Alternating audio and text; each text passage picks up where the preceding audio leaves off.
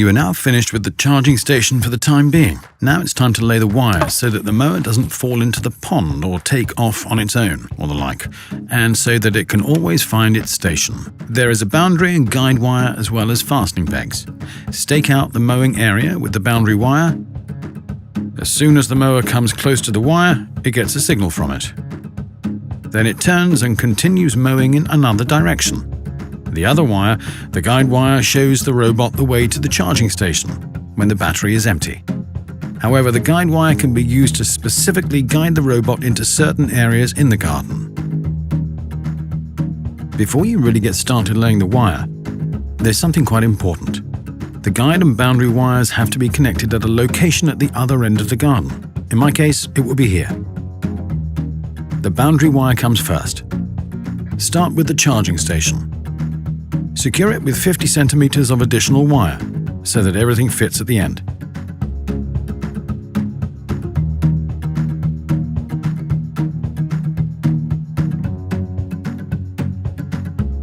With the ruler, it's super easy to keep the right distance. Use 35 centimeters in front of solid walls so that the mower doesn't bump into it when it turns.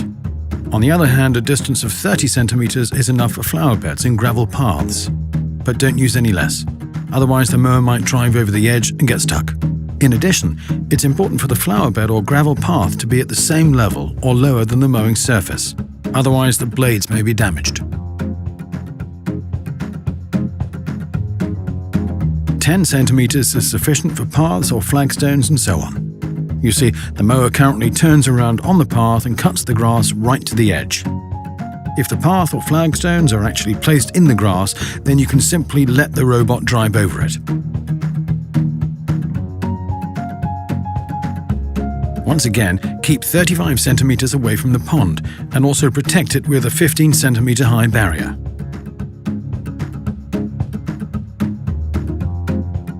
Simply hammer in the pegs every 70 centimeters. Then pull the wire until it's smooth. Secure the wire additionally on the uneven places. The wire really has to lie directly and flat on the ground so that the mower doesn't break anything when it drives over it. You can also bury the wire up to 20 centimeters deep in the ground. In any case, the grass will soon grow over it. Also surround individual obstacles. When laying the wire to an obstacle, don't hammer in the peg completely. That way, you can secure the wire with the same peg on the return path. Oh yeah, when going around an obstacle, start with the side from where the wire comes. This is important so that the wire is not crossed over. That shouldn't happen under any circumstances, otherwise there will be trouble later on. Use the same pegs on the return path. The start and the end of the circle should be as close as possible to each other. Then the signals from the wire cancel each other out. Otherwise, the mower would perceive the wire at the position as a boundary and not mow over it. The mower recognizes quite a bit, even without a boundary. If it bumps into something, it simply turns around. If the tree has visible roots, then it might happen that the mower gets snagged or gets stuck on them. At the end, at the place where you plan to connect the boundary and guide wires, there is one thing you shouldn't forget. Lay a 10 centimeter loop.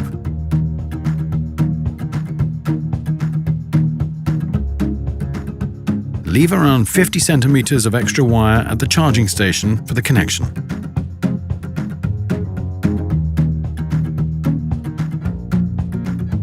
The guide wire comes after the boundary wire. With it, you can specifically direct the mower to the remote areas of the garden, and it shows the mower the way back to the charging station when the timer gives the command or the battery is empty. Here are a few tips in advance. Lay the wire diagonally on slopes so that the mower can mow there optimally as well. And also so that you can safely guide the robotic mower to secluded areas. You then set the remote starting points along the guide wire. That way, the robotic mower knows how often it has to mow remote areas in the garden. So, right from the start. First of all, thread the wire in the designated channel under the ground plate and lead it straight out by at least 1 meter.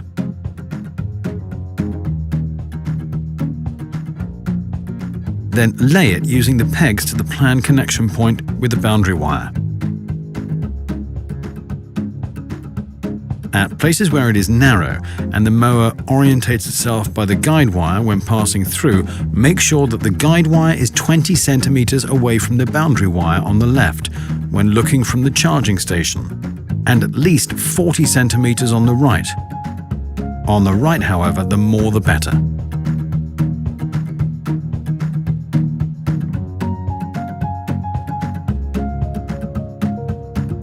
At the connection point, cut the guide wire and then cut the previously laid boundary wire on the loop.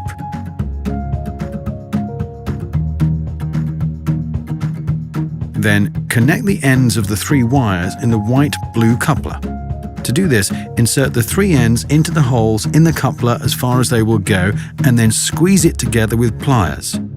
It's important to squeeze the coupler together here very tightly, otherwise the connection might not be made. The charging station would then start flashing. By the way, the coupler is filled with grease to make it weatherproof. Finally, secure everything with pegs. By the way, there are many possible examples in the operator's manual for garden shapes with corresponding instructions and tips for the installation.